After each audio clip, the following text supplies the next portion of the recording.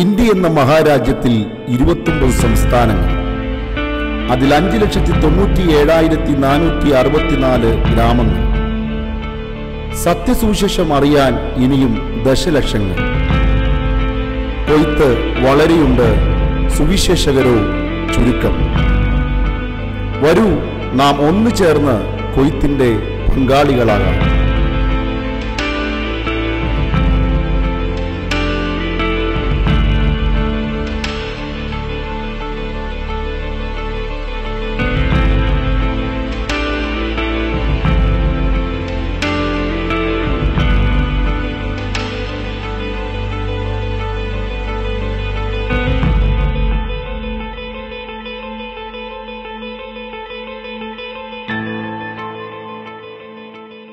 Price the lord. Christian revival ministries ഇന്ത്യയുടെ TV പ്രോഗ്രാമിലേക്ക് നിങ്ങളെ എല്ലാവരെയും ഞങ്ങൾ സ്വാഗതം ചെയ്യുന്നു.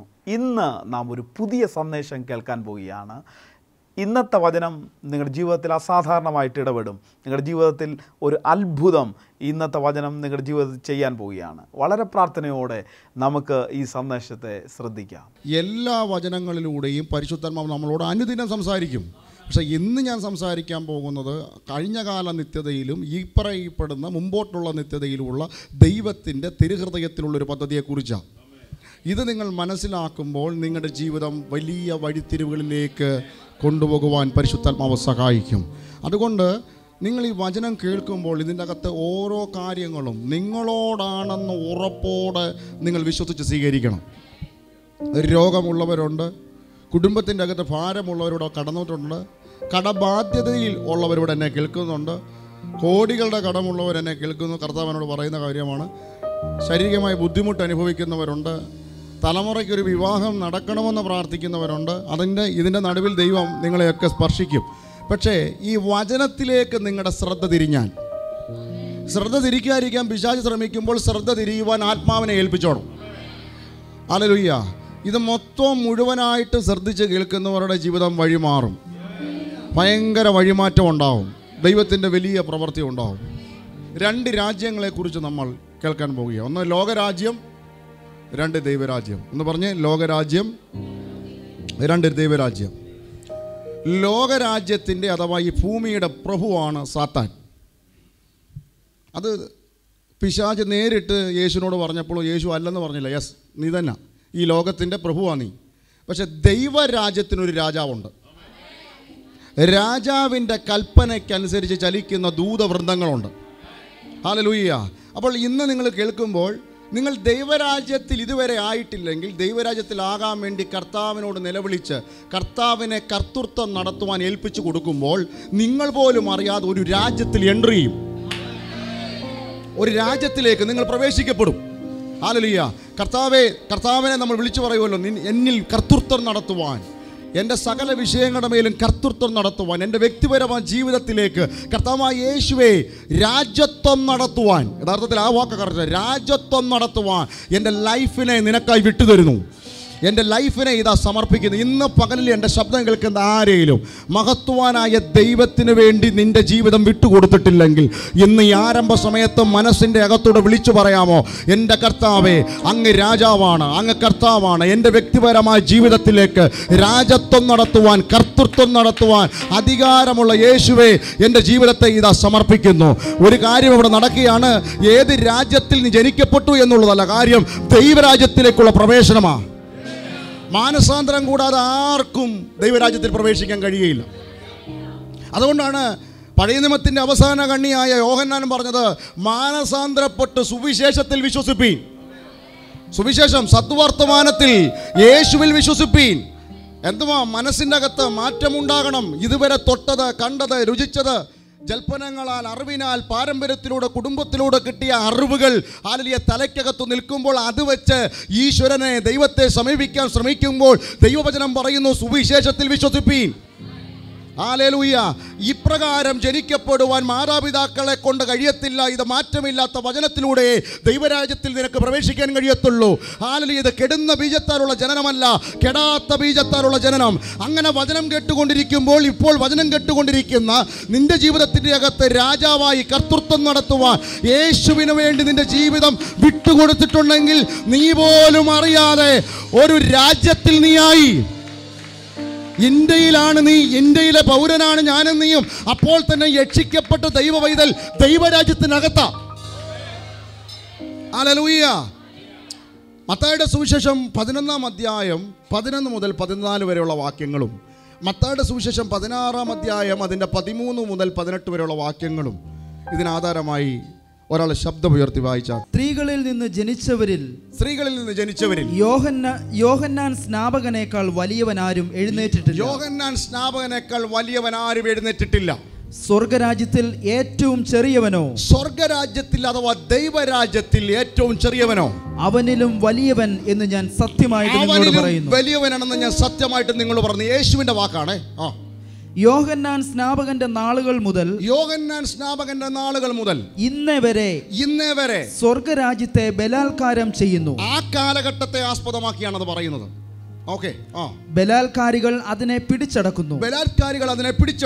സകല പ്രവാചകന്മാരും ന്യായപ്രമാണവും യോഹന്നാൻ വരെ പ്രവചിച്ചു.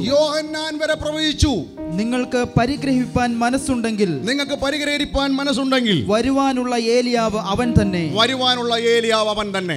പഴയ നിയമത്തിന്റെ അവസാന കണ്ണി, ന്യായപ്രമാണത്തിന്റെ അവസാന കണ്ണിയായ യോഹന്നാൻ വിളിച്ചു പറയുക.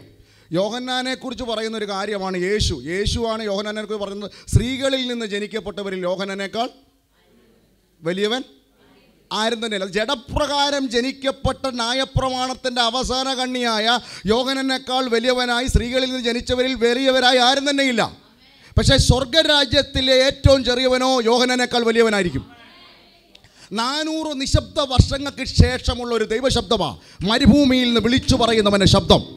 ഇതാ ദൈവരാജ്യം സമീപിച്ചിരിക്കാൻ മാനസാന്തരപ്പെടുവി. കാരണം യോഹന്നാൻ പറയുക, ദൈവരാജ്യം ഇതാ സമീപിച്ചിരിക്കുന്നു. അതുകൊണ്ട് മനസ്സിൻ്റെ അകത്ത് മാറ്റം വന്ന സുവിശേഷത്തിൽ, സത്യത്തിൽ വിശ്വസിപ്പി. ഭൂമിയിൽ ഇതിൻ്റെ ചരിത്രം പുറകോട്ട് നോക്കിയാൽ ഭൂമിയിൽ ഈ മനുഷ്യനെ ദൈവം സൃഷ്ടിച്ചു തന്നെ വാഴാനാണ്, വീഴാനല്ല, വാഴാൻ.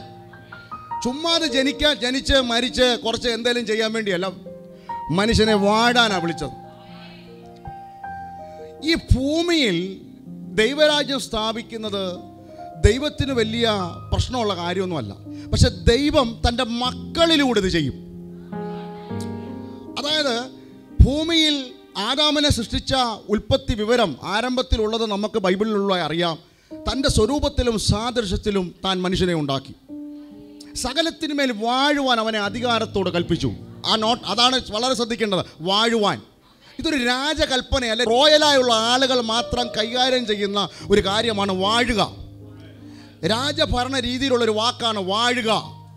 ഈ ഭൂമിയുടെ മേൽ വാഴുവാൻ, ഏത് ദൈവരാജ്യത്തിൻ്റെ പ്രിൻസിപ്പിളിൽ ഈ ഭൂമിയുടെ മേൽ വാഴുവാനാണ് ദൈവത്തിൻ്റെ മകനായ ആദാമിനെ ദൈവം സൃഷ്ടിച്ചത്. അനുസരണക്കേട് നിമിത്തം വാഴാൻ വിളിക്കപ്പെട്ടവൻ വീണുപോയി, നമുക്കറിയാം. ഈ ഭൂമിയുടെ പ്രഭുവായ സാത്താന് അന്നു മുതൽ തുടങ്ങിയതാ മാനവകുലത്തോടുള്ള പോരാട്ടം.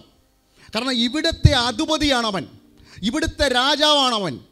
ഈ പിശാച് വാഴുന്ന ഈ അധികാര പരിധിയിൽ ദൈവത്തിൻ്റെ രാജ്യത്തെ സ്ഥാപിക്കുവാൻ ദൈവത്തിൻ്റെ മകനെ ദൈവം സൃഷ്ടിച്ചപ്പോൾ അനുസരണക്കേട് നിമിത്തവൻ താഴോട്ട് പോയി.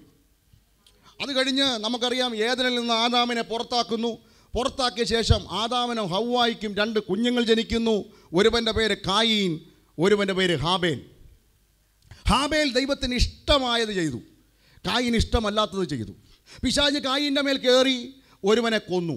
ആരെയാ? ദൈവത്തിന് ഇഷ്ടമായവനെ കൊന്നു. കാരണം ദൈവത്തിന് ഇഷ്ടമായവനിലൂടെ ഒരു തലമുറ പുറത്തു വരത്തുള്ളൂ. കുറച്ചുകൂടെ പറഞ്ഞു കഴിഞ്ഞാൽ, ഈ ആദാമിൻ്റെയും ഹവ്വയുടെയും അനുസരണക്കേട് നിമിത്തം ദൈവം നേരിട്ട് പറഞ്ഞൊരു കാര്യമുണ്ട്. ഉൽപ്പത്തി പുസ്തകം 3:15, സ്ത്രീയുടെ സന്തതി സർപ്പത്തിൻ്റെ തല തകർക്കും, നീ അവൻ്റെ കുതികാൽ തകർക്കും. അതിൻ്റെ അർത്ഥം സ്ത്രീയുടെ സന്തതിയായി ഒരുവൻ ജനിക്കും. നിന്റെ അധികാരത്തെ തകർക്കും. ഇവിടെ ദൈവരാജ്യം സ്ഥാപിക്കും, എൻ്റെ രാജ്യം സ്ഥാപിക്കും, എൻ്റെ അധികാരം സ്ഥാപിക്കും. അന്ന് മുതൽ പിശാച് നോക്കി നിൽക്കുക.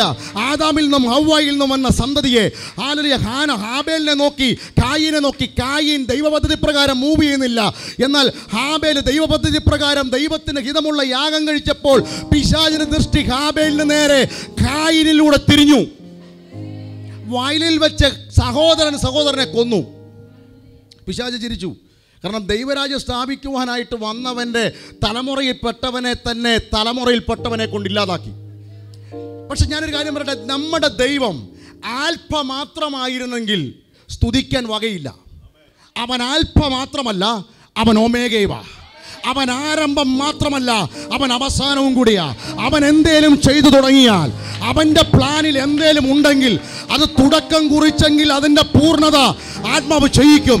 നിന്റെ ജീവിതത്തോടുള്ള ബന്ധത്തിലും, നിന്റെ കുടുംബത്തോടുള്ള ബന്ധത്തിലും, നിന്റെ തലമുറയോടുള്ള ബന്ധത്തിലും, ഈ പരദേശ പ്രയാണത്തിൻ്റെ അകത്ത് വാഴുവാൻ വിളിക്കപ്പെട്ട ദൈവവൈതലേ, രാജകീയ അധികാരമുള്ള ദൈവവൈതലേ, ദൈവം ചിലത് ചെയ്തു തുടങ്ങിയിട്ടുണ്ടെന്ന് നിനക്ക് ഉറപ്പുണ്ടെങ്കിൽ, അതിനു മുമ്പിൽ ഏതെല്ലാം പ്രതിസന്ധി വന്നാലും, ഏതെല്ലാം പ്രശ്നങ്ങൾ വന്നാലും, ഏതെല്ലാം കോട്ടകൾ എരിഹോവിൻ്റെ പോലെ മുമ്പിൽ വന്നാലും, മലയെ പോലെ നീക്കാൻ കഴിയാത്ത പ്രശ്നങ്ങൾ നിന്റെ മുമ്പിൽ വന്നാലും, അധികാരത്തോടെ നീ കൽപ്പിക്കുമ്പോൾ, വചനം പറയുന്നു, വിശ്വാസത്തോടെ നീ കൽപ്പിക്കുമ്പോൾ നിന്റെ മുമ്പിൽ നിൽക്കുന്ന മല, പ്രതിസന്ധി ഏത് തന്നെയാണെങ്കിലും അത് കടലിൽ ചാടിപ്പോകും.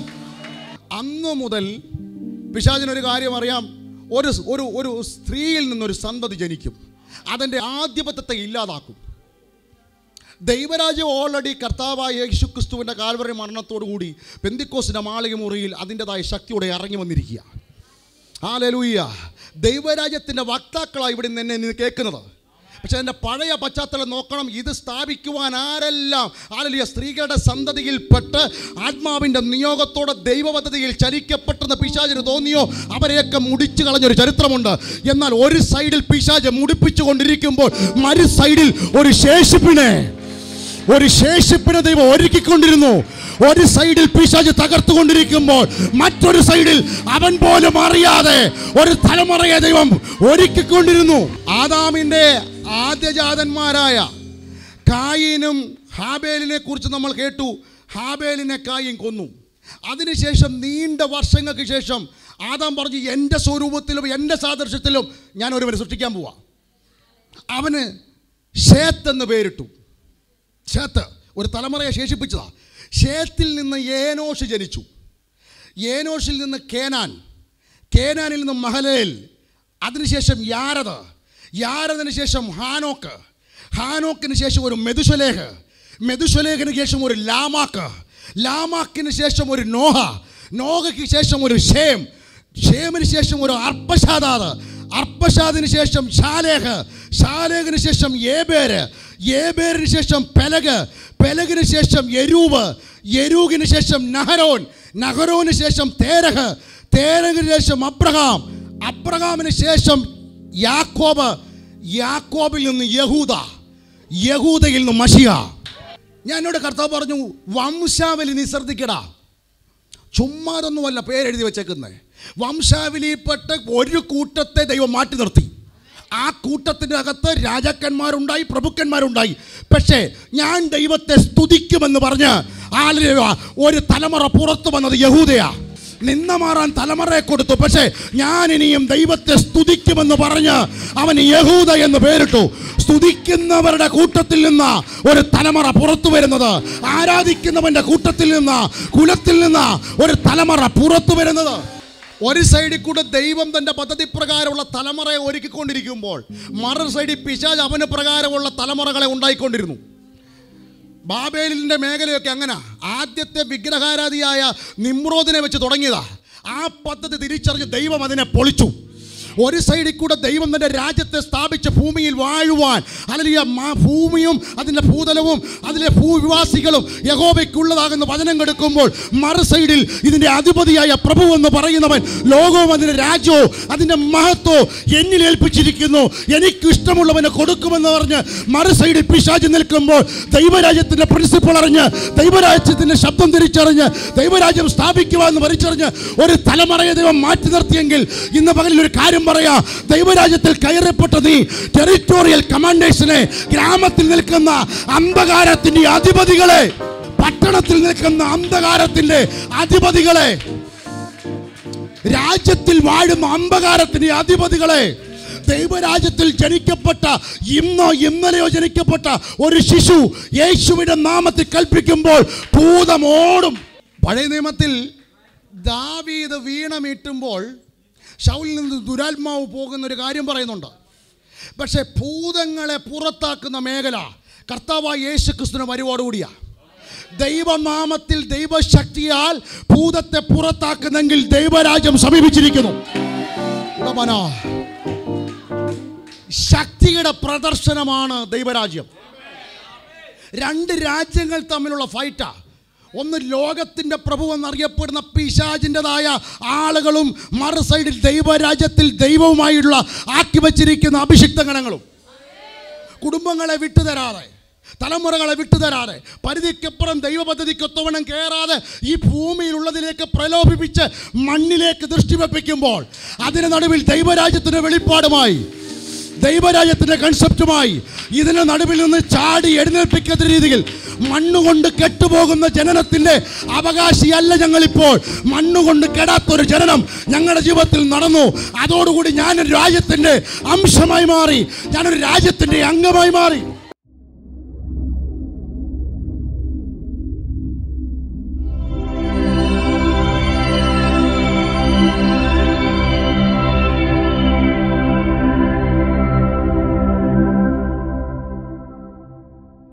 മുട്ടിന്റെ താഴോട്ട് अब इसके घुटने के नीचे ആ ചൊറിഞ്ഞു പൊട്ടിയ ഭാഗം കരിഞ്ഞതായിട്ട് വരാൻ പോകുകയാണ്. खुजलाकर जो फूटा हुआ जगह है वो अब सूखने जा रहा है. വിശ്വസിക്കുന്നവരാൽ ഈ അടയാളങ്ങൾ നടക്കും. विश्वास करने वालों के द्वारा ये चिन्ह प्रकट അവർ होंगे. പുതിയ ഭാഷകളിൽ സംസാരിക്കും. वो नई भाषाओं में बातचीत करेंगे. അവർ സർപ്പങ്ങളെ പിടിച്ചടക്കും. वो सांपों को उठा लेंगे. മരണകരമായി എന്ത് കുടിച്ചാലും ഹാനി വരികയില്ല. चाहे नाशक वस्तु पी जाए तो भी हानि न होगी. രോഗിയുടെ മേൽ കൈവച്ചാൽ സൗഖ്യമാകും. बीमारियों के ऊपर हाथ रखेंगे वे चंगे हो ആ जाएंगे. വചനം ഞാൻ അയക്കുന്നു. वो वचन हम भेजते हैं. നിങ്ങൾ നോക്കിക്കോണേ. आप देखें, കാല് ഇത് പൊക്കിയേ, പാന്റ് പൊക്കിയേ, अपना अपना पैंट उठाए, പാന്റ് പൊക്കിയേ. മുട്ടിന് താഴോട്ടും വ്രണം പോലെ മുറിഞ്ഞത് और जो घाव के समान कटे हुए थे ഇപ്പോൾ കരിഞ്ഞതായി വെളിപ്പെടാൻ പോവാ. अभी सूख कर प्रकट होने जा रहे हैं. ജീസസ്. यीशु के नाम से.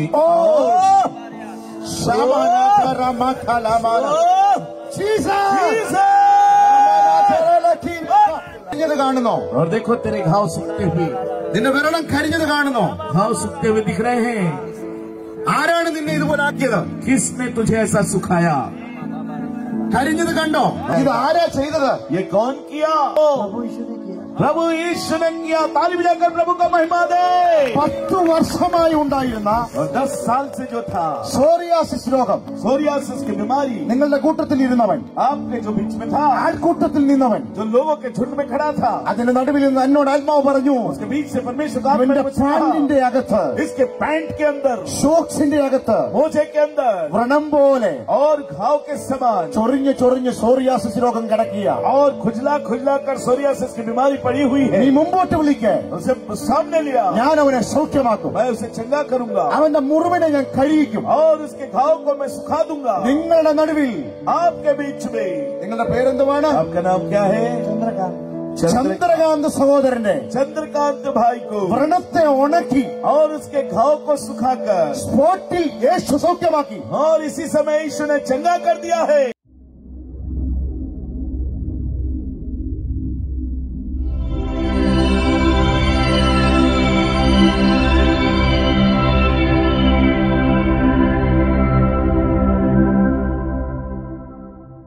വെള്ള സ്റ്റാരി പോലെ എടുത്തിരിക്കുന്ന അമ്മച്ചി ഒന്ന് കയറി ഉയർത്തിയേ. അമ്മച്ചിയുടെ ശരീരത്തിൽ ദൈവസ്പർശനം ഉണ്ടാവുക. വിശ്വസിക്കുന്നോ? ഈ തൊണ്ടയുടെ ഭാഗം താഴോട്ട് അവിടെ ദൈവം തൊടുക കേട്ടോ. അവിടെ ദൈവത്തിൻ്റെ സ്പർശനം എടുക്കുക. ഈ പുന്നക്കാട് വലിപ്പം പോലുള്ളൊരു സംഭവത്തെ ദൈവം താക്കുക. ഒരു കുപ്പിക്കത്തിച്ചിട്ട് വെള്ളം കൂടെ.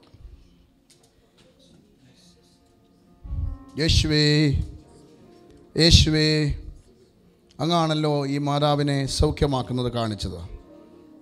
യേശുവിൻ്റെ തിരുരക്തത്താൽ ജയം.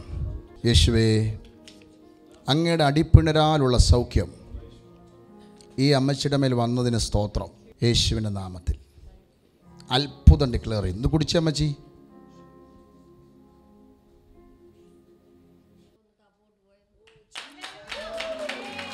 വെള്ളം കേട്ടോ?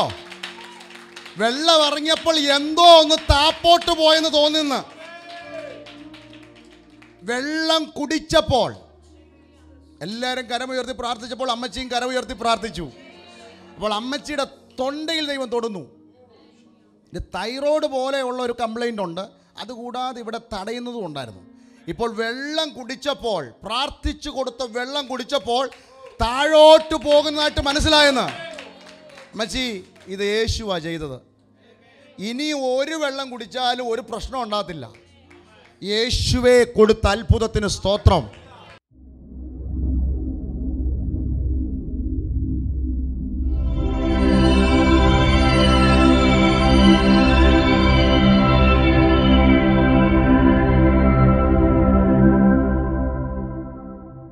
ഫെബ്രുവരി 17 ഈ മകൻ താമസിക്കുന്ന വീട് അന്ന് തന്നെ ഒഴിയണമെന്നാണ് അവിടുത്തെ ഈ വീടിൻ്റെ ഉടമസ്ഥൻ പറഞ്ഞത്.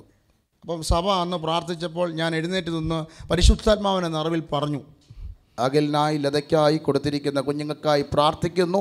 കൊടുത്ത കുഞ്ഞുങ്ങൾക്ക് സ്തോത്രം. അവർക്ക് ഒരുമിച്ച് കർത്താവെ കഴിയാൻ, കർത്താവിന് വേണ്ടി പ്രവർത്തിക്കുവാൻ, സഭയോടുള്ള ബന്ധത്തിലൊക്കെ വളരെ ശക്തമായി നിൻ്റെ മക്കളെ മാനിക്കുന്നല്ലോ. മഴയേൽക്കാതെ ചൂടേൽക്കാതെ കർത്താവെ ഈ പരദേശ പ്രയാണത്തിൽ അവർ താമസിക്കുന്നതായ വീട് മാറിക്കൊടുക്കണമെന്ന് പറഞ്ഞ ഈ സാഹചര്യത്തിൽ സഭ കൽപ്പിക്കുന്നു. ഇന്ന് വൈകുന്നേരം 6 മണിക്കുള്ളിൽ തന്നെ ഇവർ പ്രതീക്ഷിക്കാത്ത ഒരു ഫോൺ കോൾ വരട്ടെ. ഹല്ലേലൂയ. 6 മണിക്കകത്ത് നിനക്കൊരു കോള് വരും. ആ കോള് നിൻ്റെ ആ വിഷയത്തിൻ്റെ നടുവിൽ ഒരു നീക്കുപോക്കുണ്ടാകുന്ന കോളായിരിക്കും. 2019 ഫെബ്രുവരി 17 ഞായറാഴ്ച ഉച്ച 12:30 മുമ്പ് പറഞ്ഞു 6 മണിക്കകത്ത് കോള് വരും. ഭാരപ്പെട്ട വിഷയത്തിന്മേൽ ഒരു താൽക്കാലിക ആശ്വാസം ലഭിക്കും. 5 മണി കഴിഞ്ഞപ്പം കോള് വന്നല്ലേ മോനെ? ഈ കരത്തിലിരിക്കുന്ന കുഞ്ഞും ഇവരിന്ന് പാർക്കുന്ന വീടും ആത്മാവ് വെളിപ്പാടിൽ കാണിച്ചതാണ്. ലത സിസ്റ്റർ ഇവിടെ ഉണ്ടല്ലോ അല്ലേ? ഉണ്ട്. ഇവരുടെ വീട്ടിൽ പാർക്കുന്ന സമയത്ത് പരിശുദ്ധാത്മാവ് എന്നിലൂടെ ഇങ്ങനെ പറഞ്ഞു, ഓടും ഷീറ്റും ഇട്ടൊരു വീട്ടിലേക്ക് നീ പാർപ്പ് മാറും. ഏരിയ വരെ പറഞ്ഞു, റോഡ് സഹിതം പറഞ്ഞു അല്ലേ മോനെ? ഇന്ന ഏരിയയിൽ നിങ്ങളുടെ വീടുമായി ബന്ധപ്പെട്ട് വലിയ ദൂരമില്ലാതെ മാറിയ ഒരു സ്ഥലം, അത് ഇന്നതായിരിക്കുമെന്ന്. ആ വീട്ടിലാണ് താമസിക്കുന്നത്. ആ വീട്ടിൽ താമസിക്കുന്നതിന് മുമ്പ് ആത്മാവ് പറഞ്ഞു, ഇന്ന വീട്, ഓടിട്ട് ഷീറ്റിട്ട ഇന്ന വീട്ടിൽ നീ പാർക്കും. ആ വീട്ടിലാണ് പാർക്കുന്നത്. അതേ സമയത്ത് ഈ കുഞ്ഞ് ജനിക്കുന്നതിന് മുമ്പ് പറഞ്ഞു, അടുത്ത കുഞ്ഞ് ആൺതലമുറയായിരിക്കും, ആ കുഞ്ഞ് ഇന്ന വർഷം ജനിക്കും. ഈ തലമുറയും കൊണ്ട് അവിടെ നിൽക്കുന്നത്. ഞാൻ എന്തിനാ പറയുന്നതെന്നറിയോ? തമ്പുരാൻ എന്തേലും അരുളി ചെയ്താൽ, തമ്പുരാൻ എന്തേലും കൽപ്പിച്ചാൽ അത് സംഭവിക്കും.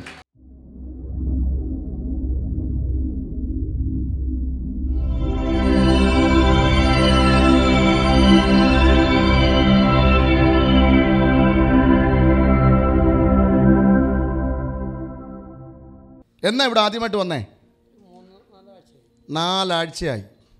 ബാലചന്ദ്രൻ എന്ന് പറഞ്ഞ് പേര് വിളിച്ച് കർത്താവ് മുമ്പ് കൊണ്ടുവന്നുവാ. ലിവറുമായി ബന്ധപ്പെട്ടൊരു അസ്വസ്ഥതയും അതിൻ്റെ മൂല കാരണം രഹസ്യത്തിലും പറഞ്ഞു അല്ലേ? ലിവറിൻ്റെ അകത്തുനിന്ന് വെള്ളം ഇറ്റ് പോകുന്നത് പോലുള്ള വിഷയങ്ങളാണ്. സത്യത്തിൽ നല്ലോണം മദ്യപിക്കുന്ന ഒരാളായിരുന്നു, അത് വിടാൻ പറ്റത്തില്ലായിരുന്നല്ലേ? പക്ഷേ ഇവിടെ വന്നതിന് ശേഷം പിന്നെ മദ്യപിക്കാൻ പറ്റിയിട്ടുണ്ടോ? ഇല്ല.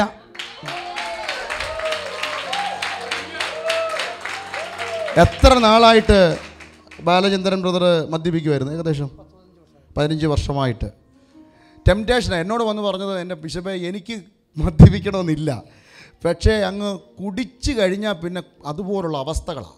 ഞാൻ പറഞ്ഞു, ഇനിയും നിങ്ങൾ മദ്യപിക്കത്തില്ല. ആ നാമത്തിൻ്റെ ശക്തിയാണ്. കാരണം പിശാച് ഈ മകൻ്റെ ആ ലിവറിൻ്റെ അകത്തെ അവസാന സംഭവം കൂടെ ഊറ്റിയെടുത്ത് ഇവനെ പെട്ടിക്കകത്ത് ആക്കാൻ നോക്കിയിരുന്ന സ്ഥാനത്താ ഈ പള്ളിക്കകത്ത്, ഈ ചർച്ചിൻ്റെ അകത്ത് ഈ മകനെ ദൈവത്തിൻ്റെ ആത്മാവ് കൊണ്ടുവന്നത്. തൊടുപുഴ എന്ന സ്ഥലത്തു നിന്ന് വരിക, അന്ന് മുതൽ ഈ പ്രാർത്ഥനയ്ക്ക് അറ്റൻഡ് ചെയ്യുക. കാരണം ഒരു സ്വസ്ഥത തൻ്റെ ജീവിതത്തിൽ വ്യാപരിക്കപ്പെട്ടു. പേര് ചൊല്ലി പരിശുദ്ധാത്മാവ് വിളിച്ചു. 15 വർഷം. എത്ര കുഞ്ഞ്? 15 വർഷം മുകളിലായുള്ള മദ്യപാനം നിന്നു. വീട്ടിലിപ്പോൾ ഒരു സ്വസ്ഥതയാണ്.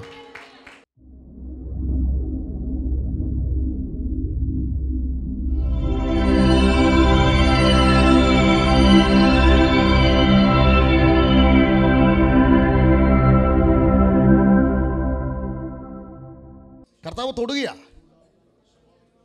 ഇവിടെ ഇരുന്നപ്പോൾ എൻ്റെ കർത്താവേ എന്നെ നീ മറന്നോ എന്ന് പലതവണ ചിന്തിച്ചില്ലേ? ഓടി വാ, നിന്നെ സൗഖ്യമാക്കുക. തൂണിൻ്റെ മറവിൽ മറഞ്ഞിരുന്നാലും ആരും കാണുന്നില്ലെന്ന് തോന്നിയാലും കാണുന്നൊരുവനുണ്ട്. കല്ല് വെച്ചതുപോലെ ശ്വാസമെടുക്കാൻ പറ്റാതെ ഒരു തരിപ്പ് കുറച്ച് നാളായി നിനക്കുണ്ടായിട്ട്. ശരിയാണോ മോനെ? ആണോ? ഈ ഭാഗത്താണല്ലോ, കണ്ടി ഇവിടെ ആണോ? യേശുവിൻ്റെ നാമത്തിൽ കാട്ടത്തി വേരോടെ കടലിൽ ചാടി പോകാമെന്ന് പറഞ്ഞതുപോലെ മോനെ തൊട്ടേ മോനെ അവിടെ ആ തരിപ്പോ കട്ടിപ്പോ ഇപ്പോൾ ഉണ്ടോ? മാറി. എത്ര നാളായിട്ടുണ്ടായിരുന്നു? 2 മാസം അടുത്ത്. 2 വർഷം.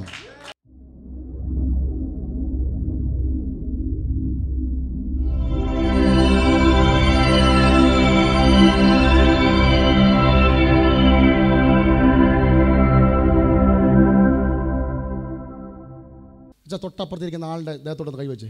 യെസ്, വീട്ടിലാണ് വിടുതൽ നടക്കുന്നത്. സാത്താൻ അകത്ത് കയറി കുടുംബജീവിതത്തിൻ്റെ അകത്തുള്ള ഭദ്രതയെ താളം തെറ്റിച്ചൊരു മേഖലയെ ഇന്ന് പകലിൽ ദൈവം തിരിച്ചഴിക്കാൻ പോവാ.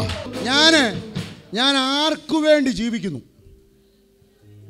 എന്നെ മനസ്സിലാക്കാൻ ആർക്കും പറ്റുന്നില്ലല്ലോ. എന്നെ ആർക്കും മനസ്സിലാവും? ഈ ചിന്ത തുടങ്ങിയിട്ട് വർഷങ്ങളായെന്ന് കർത്താവിനോട് പറയുന്നു. മനസ്സിൻ്റെ അകത്ത് സൗഖ്യവും ശരീരത്തിലൊരു വിടുതലും. ജന്മനാൽ മുടന്തൻ കുതിച്ചെഴുന്നേറ്റ് വെച്ചതുപോലെ കർത്താവിനോട് പറഞ്ഞൊരു കുതിച്ചെഴുന്നേൽപ്പ് ദൈവം ആഗ്രഹിക്കുന്നു. വിശ്വസിക്കുന്നോ ഇന്ന് പകലിലൊരു വിടുതൽ നടക്കുമെന്ന്? നിങ്ങളുടെ ഇടത്തെ കാലിന് ശക്തികൾ നിൽക്കുമ്പോൾ തന്നെ വലത്തെ കാലിലേക്ക് ശക്തി കുറയുന്നത് പോലെ നടക്കുവാൻ പറ്റാത്ത വലത്തെ കാലിൻ്റെ വീര്യക്കുറവ് ഇന്ന് പകലിൽ ആത്മാവ് ബ്രേക്ക് ചെയ്യുക. കർത്താവ് നിങ്ങളുടെ ഏത് കാലിനാണ് ബലക്കുറവ്? കർത്താവിനോട് പറഞ്ഞൊരു കാര്യം പറയാം.